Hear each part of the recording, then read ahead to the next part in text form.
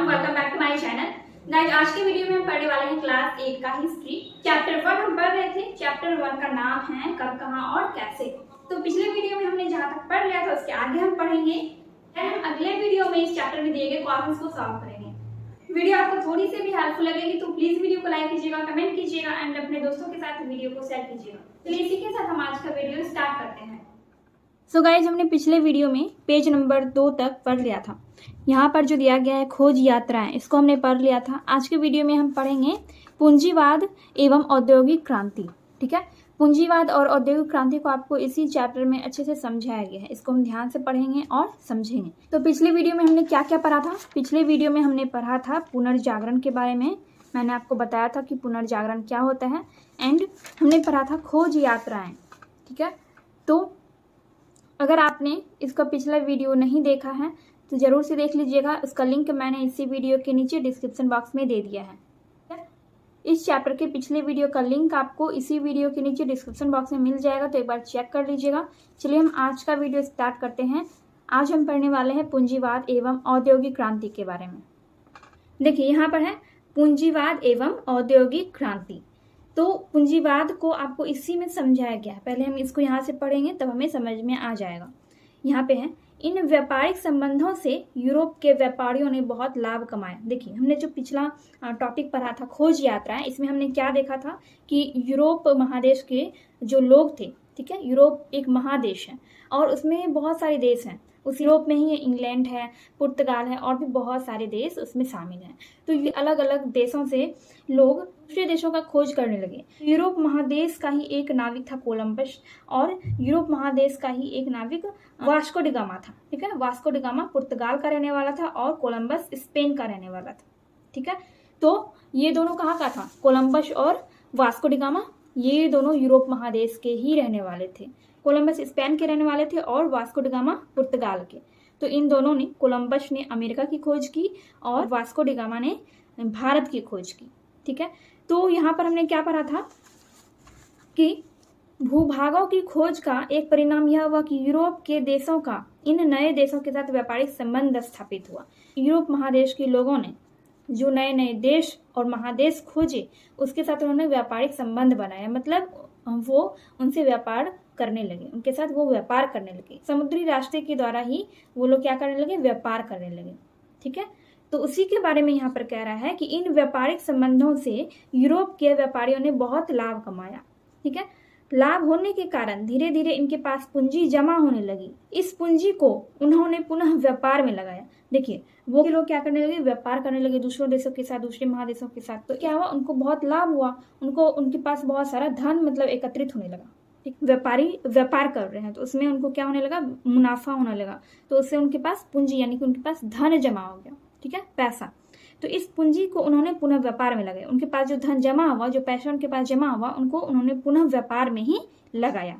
तो इस प्रकार 15वीं शताब्दी के अंत तक यूरोप में एक नई सामाजिक व्यवस्था का जन्म हुआ जिसे पूंजीवाद कहते हैं। ठीक है, तो 15वीं शताब्दी के अंत में यूरोप में एक नई सामाजिक व्यवस्था का जन्म हुआ जिसको पूंजीवाद कहा जाता है। तो यही चीज आपको बस समझना है। यूरोप के जो लोग थे उन्होंने व्यापार से बहुत सारा धन कमाया, बहुत सारे पैसे कमाए, तो उस पैसे को उन्होंने फिर से व्यापार में ही लगाया। तो इसी से एक नई सामाजिक व्यवस्था का जन्म हुआ जिसको कि पूंजीवाद कहा जाता है। पूंजीवाद। इस नई सामाजिक व्यवस्था की मुख्य विशेषता थी कि पूंजीपतियों और श्रमिकों के दो नए वर्गों का उदय।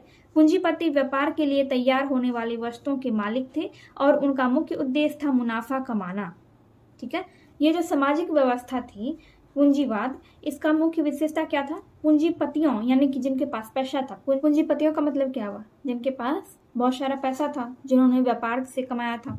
तो पूंजीपतियों और श्रमिकों, जो पूंजीपतियों के अंदर मतलब काम करते थे, उसको श्रमिक कहा गया। तो पूंजीपतियों और श्रमिकों के दो नए वर्गों का उदय।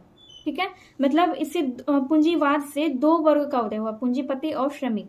पूंजीपति क्या, एक तरह से मान लीजिए कि ये क्या थे? मालिक थे और उसके अंडर, पूंजीपतियों के अंडर श्रमिक लोग काम करते थे। तो पूंजीपति व्यापार के लिए तैयार होने वाले वस्तुओं के मालिक थे और उनका मुख्य उद्देश्य था मुनाफा कमाना। ठीक है, साफ साफ यहाँ पर लिखा गया है कि पूंजीपति व्यापार के लिए तैयार होने वाली वस्तुओं के मालिक थे और उनका मुख्य उद्देश्य था मुनाफा कमाना। श्रमिक लोग वस्तुओं का उत्पादन करते थे और पूंजीपतियों से वेतन प्राप्त करते थे। श्रमिक क्या थे? जैसा कि मैंने आपको बताया कि श्रमिक जो थे वो पूंजीपतियों के अंदर काम करते थे, उनके लिए काम करते थे और वो वस्तुओं का उत्पादन करते थे, और पूंजीपति जो थे वो श्रमिकों को वेतन देते थे। ठीक है, श्रमिक लोग जो काम करते थे उसका वेतन पूंजीपति लोग देते थे। ठीक है, तो पूंजीपति एक तरह से क्या हो गए, ये मालिक हो गए और ये श्रमिक लोग इनके अंदर काम करने वाले लोग। ठीक है, तो पूंजीवाद के विकास के साथ साथ उत्पादन के तरीकों में भी परिवर्तन होने लगा। आपको याद होगा कि मध्यकाल में कपड़े जुलाहे अपने हाथों से बनाते थे। आधुनिक युग में कपड़े जुलाहे के अतिरिक्त मशीनों से भी तैयार किए जाने लगे। देखिए, पूंजीवाद का विकास तो हो गया, लेकिन उस समय वस्तुओं का जो उत्पादन होता था उसके लिए भी नए नए तरीकों का उनमें परिवर्तन होने लगा। नए वस्तु उत्पादन के नए नए तरीके लोग अपनाने लगे। क्या तो यहाँ पर कह रहा है कि मध्यकाल में जो है, मध्यकाल लोग जो है कपड़े कैसे बनाते थे, जुलाहे कपड़े अपने हाथों से बनाते थे मध्यकाल में। तो आधुनिक युग में कपड़े जुलाहे के अतिरिक्त मशीनों से भी तैयार किए जाने लगे। आधुनिक युग में क्या होने लगा, मशीनों का प्रयोग होने लगा कपड़े बनाने में। ठीक है, मशीनीकरण की यह प्रक्रिया इंग्लैंड में 18वीं शताब्दी के उत्तरार्ध में शुरू हुई और फिर धीरे धीरे अन्य देशों में भी फैली, जिसे औद्योगिक क्रांति का नाम दिया गया। ठीक है, औद्योगिक क्रांति को आप समझिए। तो यहाँ पर ये कह रहे हैं कि लोग जो वस्तुओं का उत्पादन करते थे, चाहे वो कपड़े हो या फिर कोई और सामान हो, तो उसके बनाने के तरीके में परिवर्तन होने लगा। उसमें मशीनों का या फिर दूसरी चीजों का यूज होने लगा। ठीक है, मशीनों का निर्माण होने लगा। तो मशीनीकरण की इसी प्रक्रिया को ही औद्योगिक क्रांति कहा जाता है। ठीक है, मतलब जहाँ पर ये वस्तुएं तैयार की जाती थी वहां पर लोग अपने हाथों से सिर्फ काम नहीं करने लगे, उसकी जगह पर मशीनों का भी प्रयोग होने लगा। तो इसी को औद्योगिक क्रांति कहा गया। तो औद्योगिक क्रांति जो है ये सबसे पहले कहाँ हुआ था, इंग्लैंड में हुआ था। कब हुआ था, 18वीं शताब्दी के उत्तरार्ध में, 18वीं शताब्दी के उत्तरार्ध में इंग्लैंड में औद्योगिक क्रांति हुआ था। ठीक है, अगर आपको पूछा जाए कि औद्योगिक क्रांति सबसे पहले कहाँ पर हुआ था तो आप क्या आंसर देंगे, इंग्लैंड में। औद्योगिक क्रांति सबसे पहले इंग्लैंड में हुआ था। तो यहाँ पर भी आपको साफ साफ बताया गया है कि मशीनीकरण की यह प्रक्रिया इंग्लैंड में 18वीं शताब्दी के उत्तरार्ध में शुरू हुई और फिर धीरे धीरे अन्य देशों में भी फैली, जिसे औद्योगिक क्रांति का नाम दिया गया। ठीक है, आई होप आपको पूंजीवाद और औद्योगिक क्रांति समझ में आ गया होगा। अब देखिए, उपनिवेशवाद एवं साम्राज्यवाद, इन दोनों को भी आपको इसी में समझाया गया है। चलिए इसको हम पढ़ते हैं और समझते हैं। तो यहाँ पर है, उद्योगों की स्थापना के कारण, देखिए यहाँ पर क्या होने लगा, मशीनीकरण का जब दौर शुरू हुआ, लोग नए नए चीज़ों का निर्माण मशीनों से करने लगे, तो औद्योगिक क्रांति कहा गया। तो इससे नए नए उद्योगों का जन्म हुआ, मतलब बहुत से नए नए उद्योग भी बने। अब यहाँ पर है कि उद्योगों की स्थापना के कारण इन देशों में वस्तुओं का उत्पादन काफी तेजी से होने लगा। अब मशीन का यूज होने लगा। लोग पहले हाथ से वस्तुएं तैयार करते थे, अब उसके जगह पर मशीन का यूज होने लगा। तो इससे क्या हुआ, वस्तुओं का उत्पादन बहुत तेजी से होने लगा, मतलब ज्यादा वस्तुएं कम समय में ही बनने लगा। वस्तुओं का उत्पादन काफी तेजी से होने लगा। अब इन तैयार वस्तुओं को बेचने के लिए बाजार की आवश्यकता थी। अब बहुत सारा वस्तु उद्योग में बनने लगा, वस्तुओं को बेचने के लिए एक बाजार की आवश्यकता थी। साथ ही इन वस्तुओं को तैयार करने के लिए कच्चे माल की आवश्यकता भी थी। इन दोनों ही आवश्यकताओं ने यूरोप के देशों को अपने देशों से बाहर की दुनिया में पैर फैलाने पर मजबूर कर दिया। इंग्लैंड देश जो है वो यूरोप महादेश में ही है। तो औद्योगिक क्रांति सबसे पहले इंग्लैंड में हुआ, उसके बाद बाकी सारे देशों में भी धीरे धीरे फैलने लगा। तो इससे क्या हुआ, जब औद्योगिक क्रांति हुआ मतलब बहुत सारी मशीनों का आविष्कार होने लगा और उससे वस्तुएं बहुत ही तेजी से बनाए जाने लगे। तो इसके लिए क्या हुआ, यूरोप के लोगों ने बाजार की आवश्यकता महसूस की। मतलब सामान उनके पास बहुत सारा बन गया, लेकिन उसको बेचने के लिए भी तो बाजार चाहिए था, तो उनको बाजार की आवश्यकता थी और कच्चे माल की भी आवश्यकता थी। मतलब जो वस्तु वो बनाते थे उसके लिए जो बेस होता है, जो चीज होती है बनाने के लिए, तो उसकी भी आवश्यकता था। उसी को कच्चा माल कहा जाता है। ठीक है, तो वो उनके देश में उपलब्ध नहीं था, तो इसलिए उनको दूसरे देशों में जाना पड़ा। तो इन देशों को लगा कि अगर वे दूसरे देशों की अर्थव्यवस्था पर काबू पा लेंगे तो उन्हें अपने उद्योगों के लिए न केवल कच्चा माल सस्ते दामों में मिलने लगेगा, बल्कि उनके तैयार माल के लिए बाजार भी उपलब्ध हो जाएगा। देखिए, अब यूरोप के लोग क्या सोचने लगे कि अगर वे दूसरे देशों की अर्थव्यवस्था पर, वहाँ की अर्थव्यवस्था को अपने कंट्रोल में वो कर लेंगे, तो उनको अपने उद्योगों के लिए कच्चा माल तो मिलेगा ही और साथ में उनको वस्तुओं को बेचने के लिए बाजार भी मिल जाएगा। ठीक है, तो इससे साम्राज्यवादी व्यवस्था की शुरुआत हुई। 18वीं शताब्दी के उत्तरार्ध में शुरू हुई यह प्रक्रिया एशिया, अफ्रीका और दक्षिण अमेरिका के अधिकांश देशों को औद्योगिक यूरोपीय देशों के आर्थिक व राजनीतिक नियंत्रण के अंदर ले आई। तो इन देशों ने क्या किया? इन देशों ने, ये लोग दूसरे देश गए, ठीक है, एशिया, अफ्रीका और दक्षिण अमेरिका, ये सब क्या है? महादेश। तो इन्हीं महादेशों में जाकर इन्हीं महादेशों के देशों में, दूसरे सब देशों में जाकर इन्होंने क्या किया? वहाँ के देश को या फिर वहाँ की अर्थव्यवस्था को अपने कंट्रोल में करना चाहा, ठीक है, मतलब उनको अपने कंट्रोल में कर लिया। आर्थिक और राजनीतिक नियंत्रण को अपने अंदर ले आई, मतलब उन्होंने एक तरह से कहिए कि वहां पर उन्होंने अपना अधिकार जमा लिया। तो इस प्रक्रिया के अंदर शासित देश कॉलोनी अर्थात उपनिवेश कहलाए। तो यही जो देश था, जो कि यूरोपीय देशों ने जिन देशों पर काबू पा लिया था, उसी को कॉलोनी या फिर उपनिवेश कहा जाता है, ठीक है। बड़े पैमाने पर इस प्रक्रिया को अपनाने के कारण इस युग को औपनिवेशिक युग भी कहा जाता है। तो इस समय क्या हुआ? यूरोप के जो लोग थे उन्होंने बहुत सारे देशों में अपना पैर फैलाया, बहुत सारे देशों पर अपना अधिकार जमा लिया, वहां के अर्थव्यवस्था को अपने काबू में कर लिया। तो इससे क्या हुआ? एक बड़े पैमाने पर उन्होंने उपनिवेश स्थापित किया। तो उसी जो मतलब देश यूरोप के अंडर चला गया, उसी को क्या कहा गया? उपनिवेश कहा गया, ठीक है। तो उसी युग को औपनिवेशिक युग कहा जाता है। अब है अमेरिकी एवं फ्रांसीसी क्रांति। अमेरिका का नाम आपने सुना होगा, अमेरिका एक देश का नाम है, फ्रांस भी एक देश का नाम है। तो अभी हम अमेरिका और फ्रांस की क्रांति के बारे में पढ़ेंगे। तो अमेरिका एवं फ्रांसीसी क्रांति, दुनिया में हो रहे इन बदलावों के बीच 18वीं सदी के अंतिम दशकों में दो और महत्वपूर्ण बदलाव हुए। पहले का संबंध अमेरिका के स्वतंत्रता संग्राम से एवं दूसरे का संबंध फ्रांसीसी क्रांति से है। अमेरिका की खोज के बाद वहां पर यूरोप के देशों ने अपना कब्जा जमा लिया था। धीरे धीरे यहाँ बस गए लोगों ने ही यूरोपीय देशों के शासन के खिलाफ संघर्ष शुरू किया। अमेरिका भी पहले यूरोप के देशों का गुलाम था। यूरोप का ही एक देश था इंग्लैंड, जिसको ब्रिटेन भी कहा जाता है, उसी ने अमेरिका पर अपना कब्जा जमा लिया था, ठीक है। तो अमेरिका को भी अपने स्वतंत्रता के लिए लड़ाई लड़नी पड़ी थी। तो अमेरिका कब आजाद हुआ था? 4 जुलाई 1776 ईस्वी को अमेरिका को आजादी मिली थी ब्रिटेन से, ठीक है, क्योंकि अमेरिका पर ब्रिटेन का ही कब्जा था, जो कि यूरोप का ही एक देश था। तो जब अमेरिका गुलाम बन गया ब्रिटेन का, तो अमेरिका के लोगों ने ही यूरोपीय देशों के शासन के खिलाफ क्या किया? संघर्ष करना शुरू किया, ठीक है। तो इस तरह फ्रांस के लोगों ने भी राज परिवार और सामंत वर्ग के खिलाफ संघर्ष शुरू किया। तो फ्रांस के जो लोग थे वो किससे परेशान थे? उन पर किसका कब्जा था? राज परिवार, यानी कि राजाओं का और उनके परिवारों का, और सामंत वर्ग, उनके ऊपर कब्जा था। तो इन दोनों ही देशों में लोगों का अत्याचार, शोषण और अन्याय के खिलाफ एकजुट होकर किया गया संघर्ष सफल रहा। अमेरिका और फ्रांस, इन दोनों देशों ने अपनी आजादी के लिए संघर्ष किए और इनका ये संघर्ष सफल भी रहा, ठीक है। अमेरिका को भी आजादी मिल गई ब्रिटेन से 1776 ईस्वी में, और फ्रांस ने भी अपने आजादी के लिए संघर्ष किया और फ्रांस भी अपने संघर्ष में सफल रहा। इसके बाद इन देशों के लोगों ने अपने अपने देशों में गणतंत्र प्रणाली की सरकार स्थापित की। स्वतंत्रता और समानता उनके मार्गदर्शक सिद्धांत बन गए। फ्रांस और अमेरिका के इन आंदोलनों का कई देशों के लोगों पर बड़ा प्रभाव पड़ा। इसका एक प्रभाव यह भी था कि धीरे धीरे एक निश्चित क्षेत्र में रहने वाले लोगों में, जो लंबे समय से एक दूसरे के साथ थे और जो एक जैसी भाषा बोलते थे, अपने को एक जैसा मानने या एक राष्ट्र के रूप में पहचाने जाने की परंपरा शुरू हुई। तो यहाँ पर क्या कह रहा है कि जब दूसरे देशों के लोगों ने देखा कि अमेरिका और फ्रांस ने अपनी स्वतंत्रता की लड़ाई लड़ी और उनको सफलता मिली, वो स्वतंत्र हो गए और वो अपने नाम से जाने जाते हैं, जैसे कि अमेरिका अपने नाम से, फ्रांस अपने नाम से, तो वैसे ही दूसरे देशों को भी लगने लगा कि हमारा भी एक अलग राष्ट्र होना चाहिए, हमारा भी एक अलग नाम होना चाहिए, ठीक है।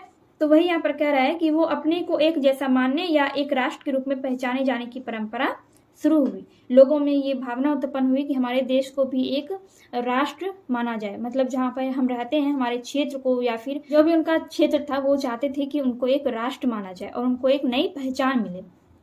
उसके बाद यहाँ पर आधुनिक काल एवं हमारा देश, यहाँ पर देखिए साम्राज्यवाद के बारे में दिया गया था।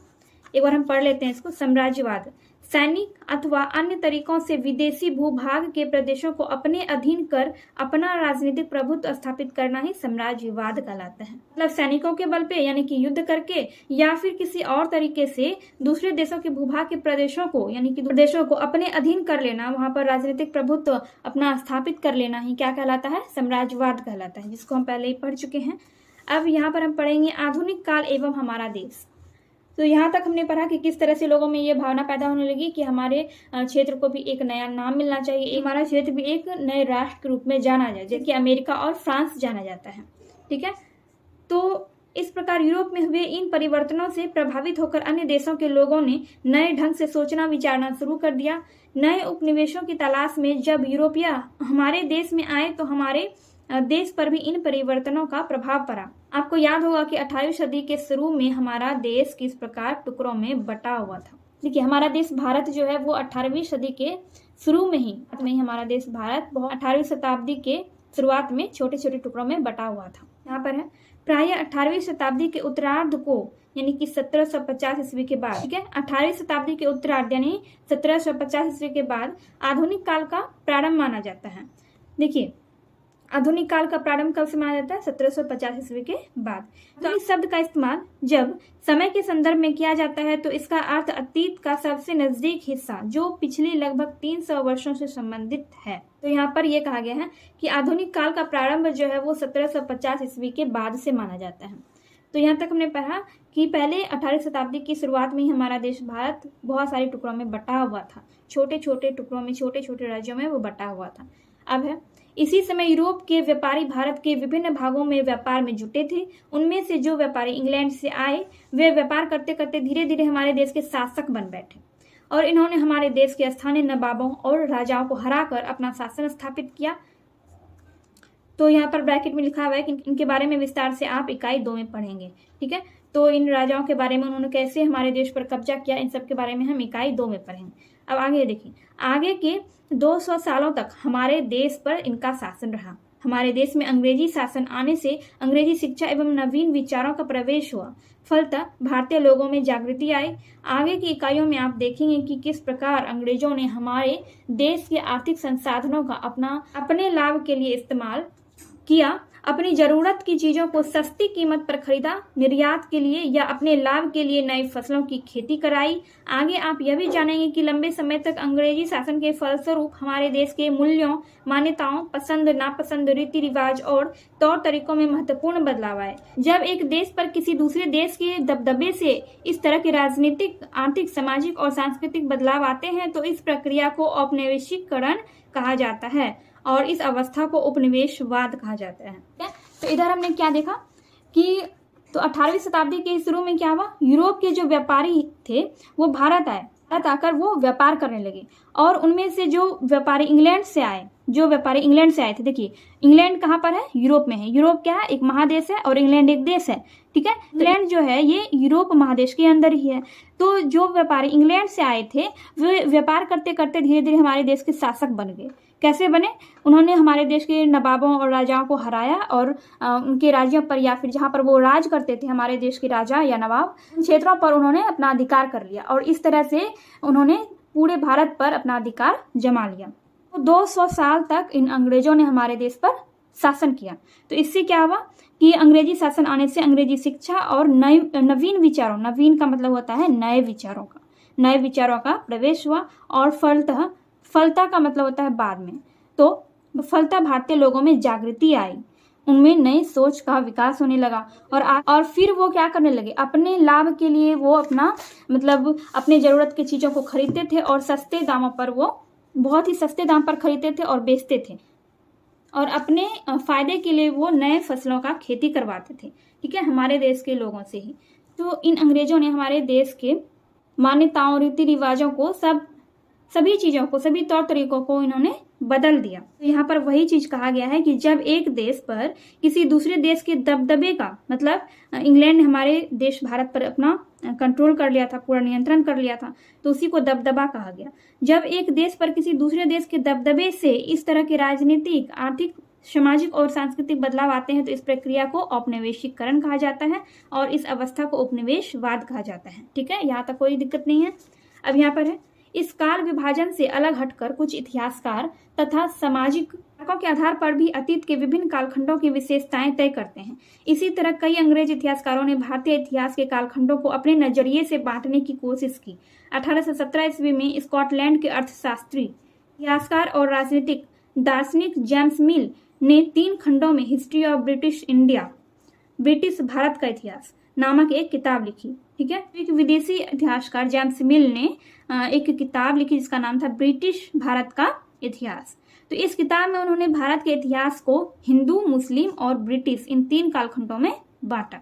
देखिए इन्होंने क्या किया, अपने किताब में हिंदू, मुस्लिम और ब्रिटिश इन 3 कालखंडों में अपने किताब को इन्होंने बांट दिया। जैसे कि हम इतिहास पढ़ते हैं, हमारे इतिहास को अध्ययन की सुविधा के लिए 3 भागों में बांटा गया, 3 कालखंडों में बांटा गया है, प्राचीन इतिहास और मध्यकालीन इतिहास और आधुनिक इतिहास। ठीक है, तो इस तरह से इन्होंने अपने किताब को, जो इन्होंने ब्रिटिश भारत का इतिहास नामक किताब लिखा था, उसमें इन्होंने हिंदू, मुस्लिम और ब्रिटिश इन 3 कालखंडों में इस किताब को उन्होंने बांट दिया। तो यह विभाजन इस विचार पर आधारित था कि शासकों का धर्म ही एकमात्र महत्वपूर्ण ऐतिहासिक परिवर्तन होता है। कालखंडों के इस निर्धारण को उक्त लोगों ने भी मान लिया। तो जेम्स मिल ने जो किताब लिखी थी उसको धर्म के आधार पर 3 कालखंडों में बांट दिया, हिंदू, मुस्लिम और ब्रिटिश इतिहास। देखिए ब्रिटिश जो थे ये ईसाई थे, लेकिन इन्होंने अपने आप को ईसाई ना कहकर ब्रिटिश कहा। ठीक है, इनका धर्म ईसाई था लेकिन इन्होंने अपने आप को ईसाई नहीं कहा, इन्होंने क्या कहा, ब्रिटिश।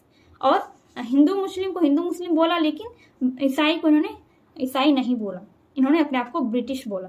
ठीक है, अब देखिए यहाँ पर क्या है, जेम्स मिल को लगता था कि एशियाई देश प्रगति और सभ्यता के मामले में यूरोप से काफी पीछे थे। जेम्स मिल को ये लगता था कि एशिया का जो देश है, एशिया महादेश का जो देश है, एशिया में जो देश है वो प्रगति और सभ्यता के मामले में यूरोप से बहुत पीछे है। उनका मानना था कि भारत में अंग्रेजों के आने से पहले यहाँ हिंदू और मुसलमान तानाशाहों का शासन था और भारत के लोग इतने पिछड़े और असभ्य थे कि अंग्रेजी शासन से ही उसका कल्याण हो सकता था। अंग्रेज भारतीयों से श्रेष्ठ और बेहतर थे। एक और तो वे भारतीय इतिहास को हिंदू और मुस्लिम काल में बांटते हैं, जबकि अपने लिए ब्रिटिश शब्द का प्रयोग करते हैं, ईसाई शब्द का प्रयोग नहीं करते हैं। यहाँ पर लिखा हुआ है, और ब्रिटिश शब्द से संभवतः अपनी एकता और राष्ट्रता का बोध कराना चाहते हैं। जेम्स मिल कहा था स्कॉटलैंड का वो एक अर्थशास्त्री और इतिहासकार और राजनीतिक दार्शनिक था।